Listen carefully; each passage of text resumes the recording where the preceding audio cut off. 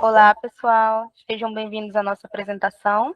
O tema que vamos abordar é redes sociais, algoritmos e manipulação de comportamento, desenvolvido aqui para a disciplina de Fundamentos da Computação, ministrada pelo professor Rondinelli Seba.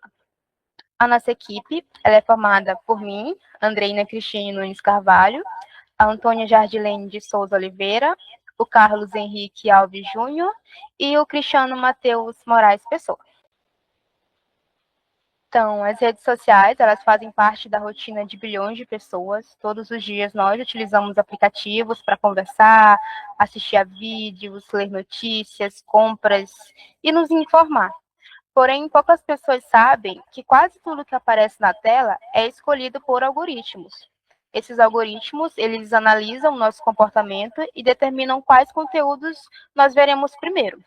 Então, nessa apresentação, nós vamos explicar o que são os algoritmos, como eles funcionam nas redes sociais, quais benefícios eles oferecem e quais riscos eles podem trazer para a sociedade.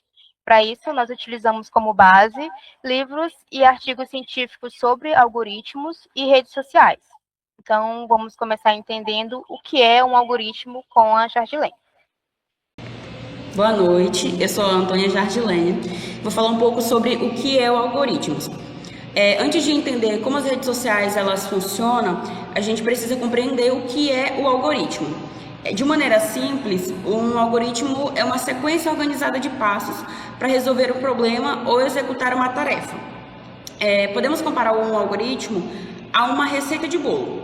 Na receita existem os ingredientes, o modo de preparo e o resultado final, que é o bolo pronto.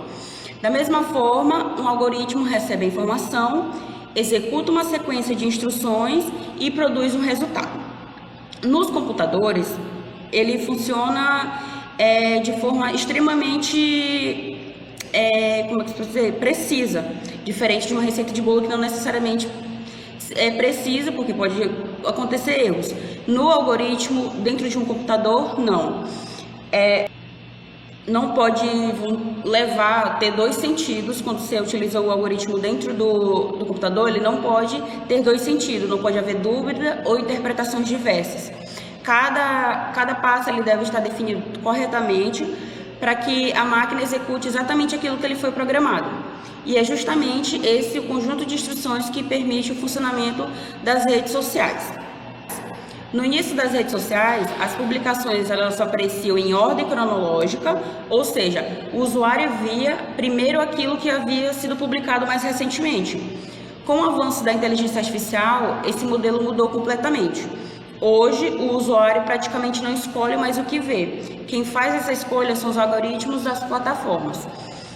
Esses algoritmos analisam diversas informações sobre cada pessoa, como, por exemplo, quais vídeos ela mais assiste, quanto tempo permanece assistindo determinado vídeo, quais publicações ele mais recebe curtidas, comentários realizados, pesquisas feitas, pessoas que ela segue e os assuntos mais pesquisados. E a partir dessas informações, o sistema ele cria um perfil detalhado do usuário e tenta prever quais conteúdos serão mais interessantes para aquele determinado usuário, de acordo com todos esses questionamentos que ele faz.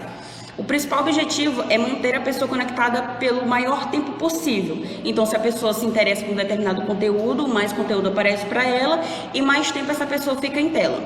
Então, quanto mais tempo eles permanecem na plataforma, maior é a quantidade de anúncios exibidos e maior é o lucro da empresa. Agora, o meu colega Henrique vai dar continuidade.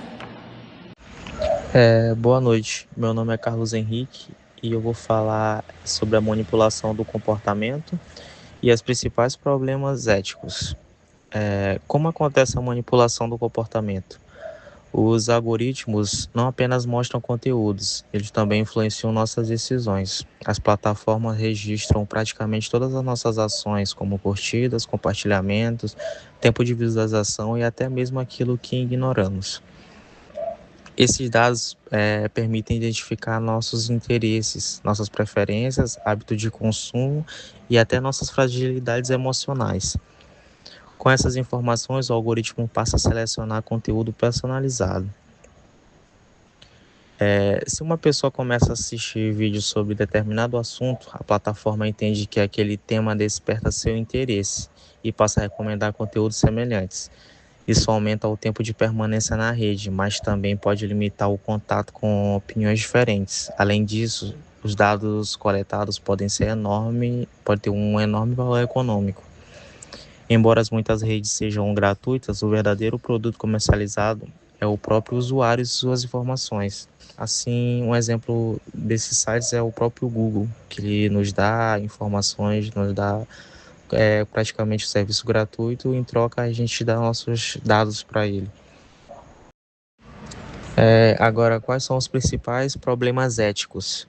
Os algoritmos das redes sociais também levantam importantes questões éticas. A primeira delas é a falta de transparência. As empresas não revelam exatamente como seus algoritmos funcionam, por isso, muitas vezes eles são chamados de caixa preta, pois sabemos que os resultados produzem, mas não conhecemos completamente seu funcionamento. Outro problema importante são os viés dos algoritmos. Como os sistemas são desenvolvidos por pessoas, eles podem reproduzir preconceitos existentes na sociedade. Além disso, muitos modelos de inteligência artificial utilizam bases de dados antigas, carregando os preconceitos históricos relacionados à raça, gêneros e classe social. Também existe o problema de bolhas de informação. Quando recebemos apenas conteúdos semelhantes aos nossos interesses, deixamos de conhecer opiniões diferentes. Isso pode aumentar a polarização ou dificultar o diálogo entre pessoas com pensamentos diferentes. Outro risco importante é a desinformação. Como conteúdos que geram muitas reações costumam ser mais divulgados, notícias falsas podem se espalhar rapidamente, influenciando opiniões e decisões, que são as famosas fake news. Já os exemplos reais, esses problemas eles são discutidos em diversas produções audiovisuais. O documentário de Dilema das Redes mostra como as empresas de tecnologia utilizam algoritmos para prender a atenção dos usuários e influenciar seu comportamento.